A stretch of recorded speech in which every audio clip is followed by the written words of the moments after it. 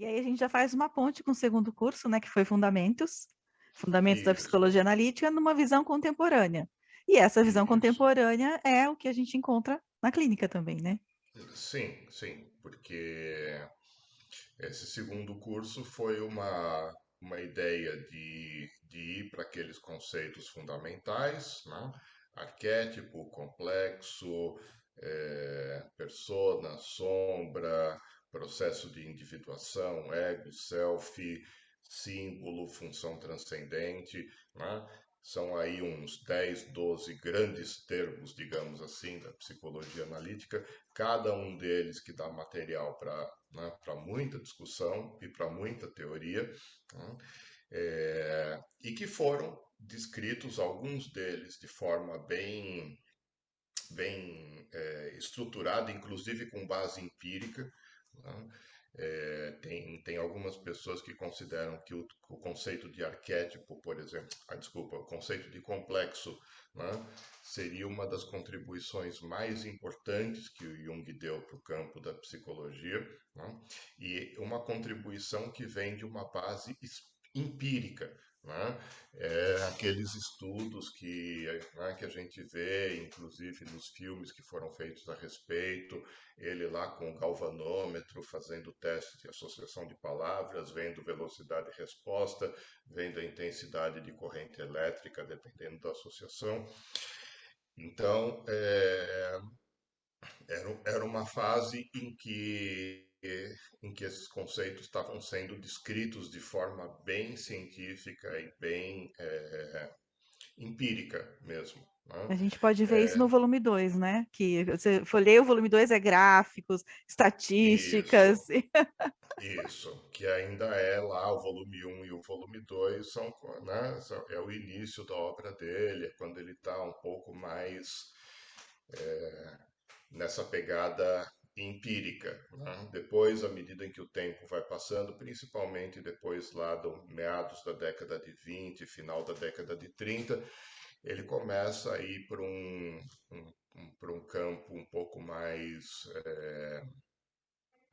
filosófico, né? Para uma maneira menos empírica de descrever aquilo que ele queria descrever, usando metáforas, usando alquimia, usando, enfim, né, outras ferramentas, mas né, lá atrás, então, sim. Né?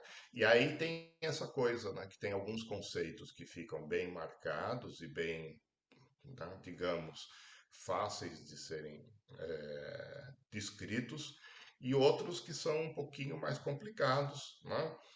Ego, self, função transcendente, né? Então, no segundo curso, a gente tentou fazer uma atualização dessas coisas, né? Não simplesmente falar de como que o Jung tinha descrito cada um, né, desses temas. Tem vários cursos por aí de fundamentos de psicologia analítica, vira e mexe, né?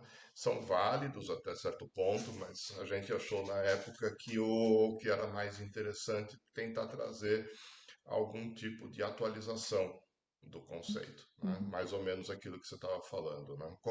Como será que o conceito seria descrito hoje, né? Sem ter a pretensão de tomar o lugar do Jung, né? Mas, né, pensando, né? Hoje ele provavelmente descreveria esses conceitos de um jeito completamente diferente, inclusive com os recursos que a ciência provê. Uhum. Então a Exatamente. gente tentou fazer um pouco isso, né? Um olhar que o curso chamou-se um olhar contemporâneo, né? Ou fundamentos da psicologia Uma analítica, um visão olhar contemporânea. contemporâneo, uma visão contemporânea. Isso Isso, mesmo. foi isso, foi Legal. isso. Eu acho que, falando um pouquinho sobre isso, né? Se Jung tivesse os recursos que ele tem hoje, assim, o que ele fez naquela época foi incrível, né? Ele era muito intuitivo, ele era muito intuitivo, né? Uhum. O que não impede, não o impediu, digamos, de cometer muitos erros, né? De descrever coisas um pouco pela metade, né? Algumas coisas um pouco pela metade. É, muito intuitivo, mas ele talvez não tivesse uma preocupação didática muito grande, então os textos dele muitas vezes são herméticos, né? É, esse, inclusive, é um dos motivos pelos quais, né, muitas vezes há controvérsias. Ah, vamos lá no Jung. Tá, a gente vai lá no Jung, mas aí acontece aquela coisa que a gente estava falando.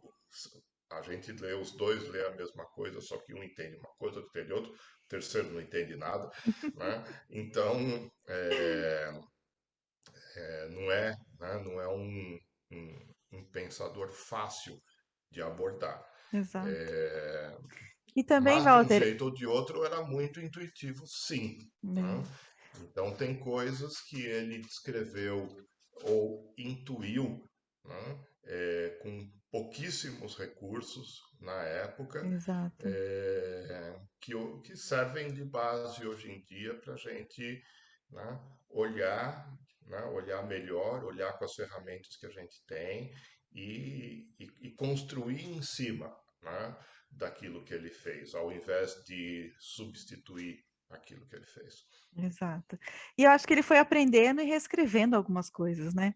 Eu assisto Como algumas acontece? entrevistas que o pessoal fala, Jung descreve arquétipos de 8 formas diferentes, né? Então, Uhum, a gente vai, uhum, às vezes eu adoro pegar a citação, né? Eu pego citação e às vezes uhum. eu fico uma pulguinha, tá, mas será que essa é a primeira, é a última? Tô ajudando, tô atrapalhando? Mas Sim, enfim. sim. Do mesmo jeito que com Freud, né? Quando né, a primeira tópica e a segunda tópica do aparelho psíquico, né? Então, são pessoas que abriram caminhos, e abrindo caminhos acontece isso, né? Exato. Vai, você vai conceituando e depois você vai revendo Uhum. os conceitos. Né? Legal. Então, eventualmente, você vai se reescrevendo, né? Uhum. Podendo dizer, né, aquilo que eu disse não era exatamente daquele jeito, é desse jeito Eu aqui. aprendi um pouquinho mais. Aprendi um pouquinho mais, né? Então, qualquer autor com uma obra extensa, né, você vai encontrar Uhum. esse tipo de desdobramento de questão. É, qualquer autor que não tenha compromisso com o erro, né? Né?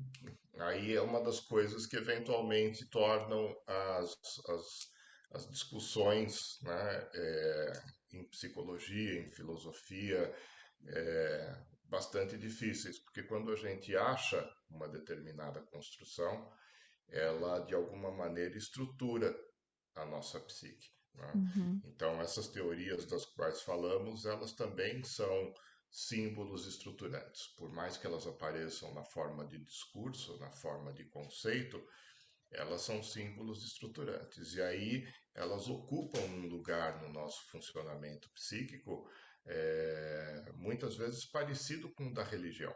Né? Uhum. Então você vai ver que tipicamente uma religião vai ter um profeta, né? Vai ter um papa, né? Vai ter lá um colégio de cardeais que disputa lá para ver qual que é o melhor intérprete Uhum. das escrituras, né? Um monte de bispo regional, pároco né? E a multidão de fiéis.